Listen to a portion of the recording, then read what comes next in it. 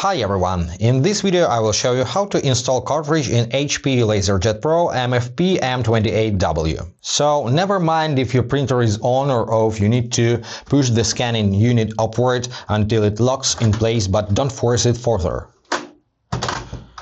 Just like this.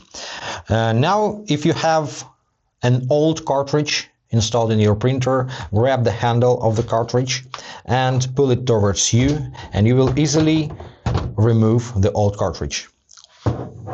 On a new cartridge there are some protective materials like transparent film on the printing head and some plastic rings on the cartridge, so you need to remove all the protective materials. In other words, remove everything that is not black color and not printing head, and never touch the printing head with your fingers. Next, turn the cartridge so that text and images face you and the printing head faces printer.